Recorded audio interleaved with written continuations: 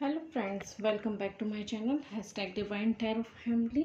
मैं स्वागत करती हूँ आपका मेरे इस चैनल पर। तो फ्रेंड्स, आज जो मैं ये लर्निंग सीरीज़ चला रही हूँ, इसमें जो ये सेकंड नंबर पड़ा हुआ है, ये कार्ड थर्ड है और इसमें नंबर सेकंड है। इसकी मैं आपको पिक्चर डिस्क्राइब करूँगी और कीवर्ड्स हैं जो रीडिंग है इससे रिलेटेड, वो मैं बताऊँगी। इसके पहले मैं बतलाना चाहूँगी आपको कि यदि आप चैनल पर नए हैं तो प्लीज़ इसे सब्सक्राइब कीजिए और अगर आपको मेरा ये वीडियो पसंद आता है तो इसे लाइक एंड शेयर करना ना भूलें।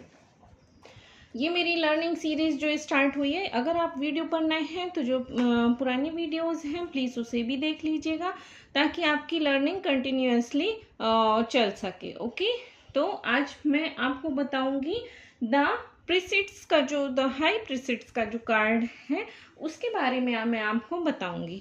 मैं इसके पहले आपको बता चुकी हूँ कि इसके लिए कौन कौन से पॉइंट्स इंपॉर्टेंट हैं, आपको क्या क्या चीज़ों का ध्यान रखना है, कौन कौन सी चीज़ें हो सकती हैं, आपको किस तरह से रिवाइज करना है, किस तरह से इनकी प्रैक्टिस करनी है, ये सभी मैं लास्ट वीडियोस में आपको बतला चुकी हूँ।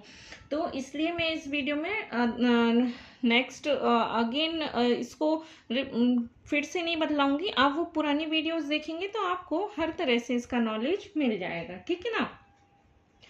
तो मैंने बतलाया था फर्स्ट वीडियो में ही कि जब हम किसी भी कार्ड की रीडिंग करते हैं तो हमें सबसे पहले उसको 30 सेकंड तक ध्यान से देखना है, ठीक है ना। जैसे कि आप रीडिंग्स में आगे बढ़ते जा रहे हैं तो जो पुराने कार्ड्स हैं उनका रिवीजन करते रहिएगा, अदरवाइज आप उसकी पिक्चर और उसके सिंबल्स जो हैं वो भूल जाएंगे, ठीक है ना। तो जो ये वाला कार्ड है तो हमें इसमें क्या क्या दिख रहा है, इसमें हमें एक सिंहासन दिख रहा है, ठीक है। इसके बाद दो इसमें पिलर्स दिख रहे हैं, ठीक है ना। एक पर बी लिखा हुआ है, एक पर जे लिखा हुआ है। फिर इसमें ट्रिपल मून का जो है वो क्राउन है, ठीक है ना। फिर टोरा है, ठीक है ना इसमें। उसके बाद क्या है, अर्धचंद्राकार है, ये चंद्राकार, ठीक है ना। फिर इसमें क्या है, पीछे एक कर्टेन लगा हुआ है जिसमें क्या है कि अनार का शेप बना हुआ है, ठीक है। उसके बाद ये जो इसमें लेडी बैठी है, ये ब्लू एंड वाइट कलर के कपड़े पहने हुए हैं और इसकी जो नीचे का वो है वहां पर पानी सा दिख रहा है, ठीक है ना। तो ये इस तरह का इसमें पिक्चर्स हमें दिख रही हैं। तो ये क्या है कि इसमें अगर हम इसको और अच्छे से डिस्क्राइब करें तो क्या दिख रहा है, इसमें हमें एक शांत और रहस्यमयी जो लेडी है वो सिंहासन पर बैठी हुई दिख रही है, ठीक है ना। उसने कैसे कपड़े पहने हुए हैं, नीले और सफेद कलर के उसने कपड़े पहने हुए हैं। तो नीले और सफेद कलर के जो कपड़े हैं वो किसका प्रतीक होते हैं, पवित्रता का और आध्यात्मिकता का प्रतीक होते हैं, ठीक है ना। फिर उसके सिर पर क्या है, चंद्रमा के 3 चरण हैं। ट्रिपल मून क्राउन का जो है वो मुकुट लगा हुआ है, ठीक है ना, जो किसका प्रतीक होता है, अंतर्ज्ञान और दिव्य शक्ति का ये संकेत देता है, ठीक है ना। उसके पैरों के पास क्या है, अर्धचंद्र, ठीक है ना, क्रिसेंट मून बना हुआ है और जो क्या है, भावना और अवचेतन मन का प्रतीक है, ठीक है ना। इसके बाद क्या है, उसके हाथ में क्या दिख रहा है, यहाँ पर टोरा लिखा हुआ एक स्क्रॉल होता दिख रहा है, ये टोरा, ठीक है ना, जैसे किसी चीज को ये स्क्रॉल कर रही हूँ, जो क्या है, छिपे हुए ज्ञान और आध्यात्मिक शिक्षा का प्रतीक होता है, ठीक है ना।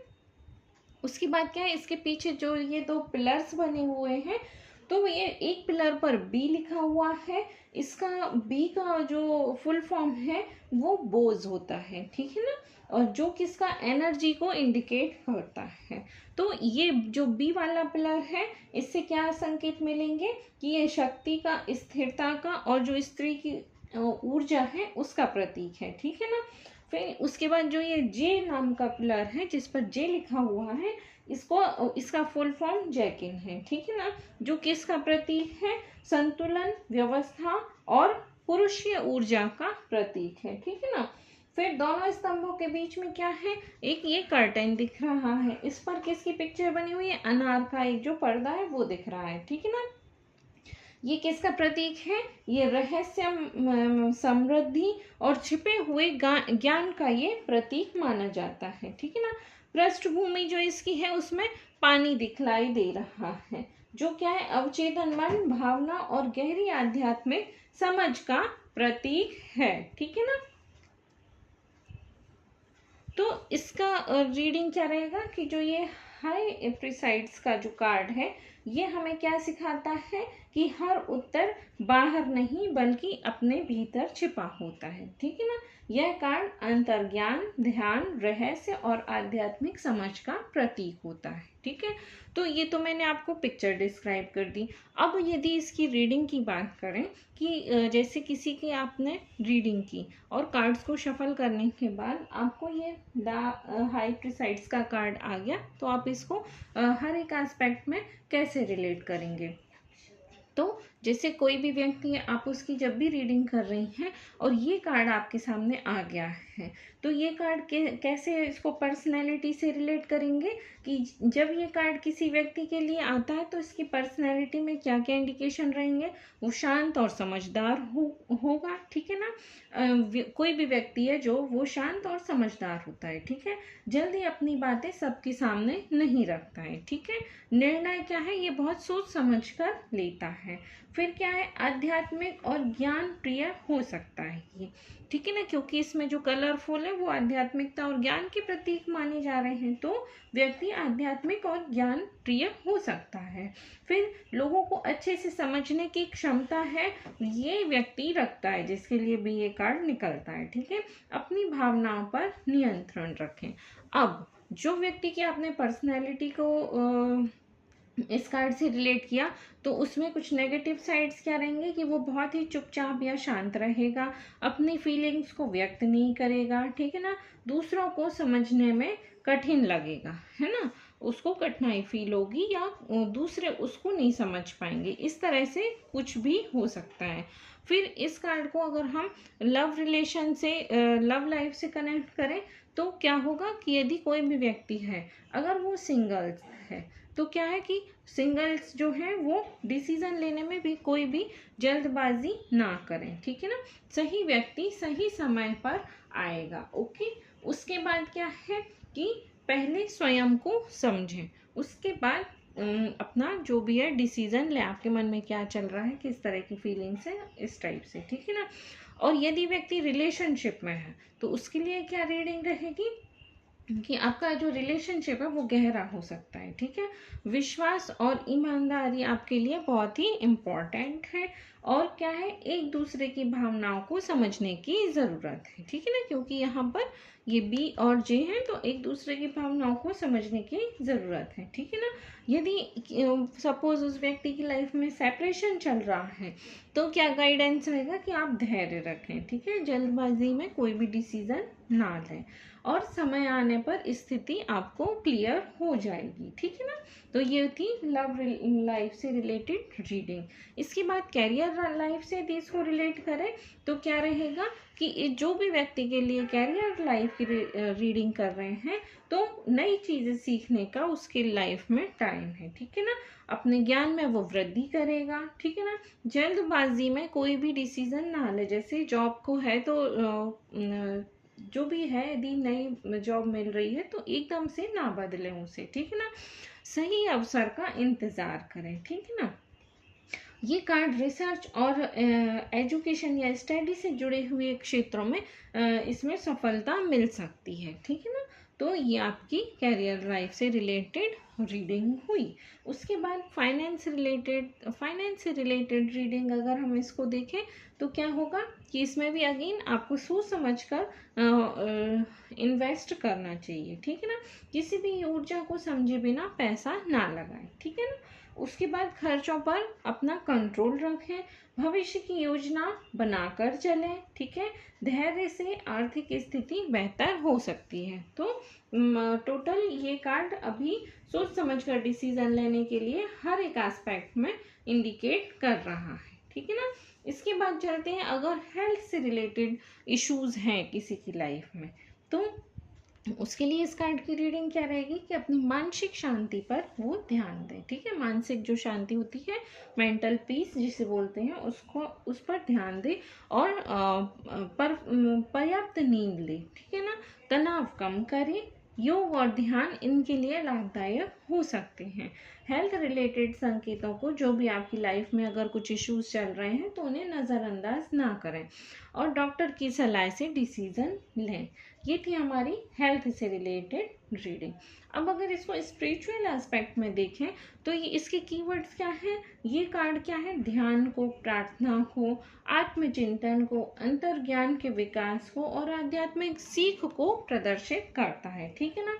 तो जो ये लेडी बैठी हुई है तो इसमें क्या दिखला रहा है कि ये जो है ये अपने भीतर की दिव्य आवाज पर विश्वास करें। ठीक है ना, वही आपको सही मार्ग दिलाएगी। और आध्यात्मिक रूप से ये कार्ड आत्म जागरूकता, ध्यान, आंतरिक ज्ञान के जागरण का प्रतीक है। ओके, यह कार्ड ईश्वर से जुड़ाव और आत्मचिंतन एवं अंतर्ज्ञान के विकास की ओर संकेत देता है। ठीक है ना। तो ये हुई हमारी स्पिरिचुअल लाइफ से रिलेटेड रीडिंग। आप चाहें तो मेन पॉइंट्स लिख सकते हैं, पिक्चर के को देखते हुए हम इसको डिस्क्राइब कर रहे हैं तो कीवर्ड्स लिख सकते हैं, मेन पॉइंट्स लिख सकते हैं, ताकि आप उनको बार बार कार्ड से रिलेट करें तो आपसे रीडिंग ईजिली पढ़ने लगेगी। ओके, फिर उसके बाद है अगर हम इसको फैमिली से रिलेट करके देखते हैं तो फैमिली लाइफ में जो है वो शांति बनाए रखें। ठीक है, किसी बड़े सदस्य की सलाह आपके लिए उपयोगी हो सकती है। हर बात पर तुरंत प्रतिक्रिया देकर ना कहें। ठीक है ना, पहले उस बात पर थोड़ा विचार करें, उसके बाद अपनी प्रतिक्रिया दें। फिर धैर्य से समस्याएं आपकी जो है वो सुलझ सकती हैं। ठीक है, एजुकेशन लाइफ में ये क्या इंडिकेशन मिलते हैं कि ये कार्ड सक्सेस का रहता है। ठीक है ना, तो एजुकेशन में आपको पढ़ाई में सफलता मिलेगी। ठीक है, रिसर्च और गहन अध्ययन के लिए अच्छा समय माना जाता है ये कार्ड आने पर। ठीक है, नियमित अभ्यास से अच्छे परिणाम आपको मिल सकते हैं। तो ये तो हुई एजुकेशन लाइफ की बात। फिर अगर किसी की बिजनेस से इस कार्ड को रिलेट करना है, ठीक है ना, तो क्या होगा कि यदि कोई न्यू प्लान है वो पहले से अच्छी तरह उस पर रिसर्च करें। ठीक है, उसके बाद उस पर आगे उस पर कदम बढ़ाएं। ठीक है ना, नई योजना पर पहले अच्छी तरह से रिसर्च करें। फिर जल्दबाजी में साझेदारी ना करें, मतलब ये धैर्य से काम करने का बोल रहा है। इसका मतलब क्या है कि हमें जल्दबाजी में कोई भी डिसीजन नहीं लेना है। फिर सही समय आने पर आगे बढ़ें। ठीक है ना, उसके बाद क्या है कि आपको आपके जो भी कस्टमर्स रहेंगे बिजनेस लाइफ में, उनकी जो नीड्स हैं, उनकी ज़रूरतें हैं, उनको समझना आपके लिए सफलता दिलाएगा, है ना। आपके बिजनेस में प्रोग्रेस होगी इस टाइप से। ठीक है ना। फिर जो कार्ड ये आ रहा है तो किसी भी व्यक्ति की लाइफ में जो टाइमिंग है तो वो किस के लिए संकेत कर रहा है कि अभी धैर्य रखें। अगर कोई भी डिसीजन ले रहे हैं किसी भी, चाहे वो लव लाइफ हो, कैरियर हो, बिजनेस हो, जॉब हो, स्पिरिचुअल लाइफ, तो उसमें क्या है, धैर्य रखने के लिए ये सलाह दे रहा है।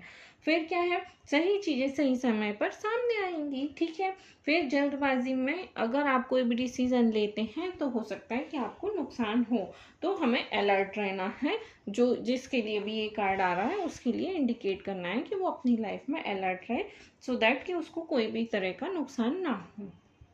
दूसरी बात, यदि किसी का कार्ड आपने निकाला और वो कभी कभी होता है कि व्यक्ति बोलता है कि मेरा ये काम होगा या नहीं होगा, तो जो पाइल 1 कार्ड रहता है, जो पाइल 1 कार्ड की ये काम होगा कि नहीं, तो उसमें 2 कार्ड्स को हम निकालते हैं शफल करने के बाद। तो ये यस और नो की जो रीडिंग रहती है वो ये रहती है कि जब भी ये कार्ड आता है तो अक्सर मे बी या यस, लेकिन सही समय का वेट करने के लिए ये इंडिकेट करता है।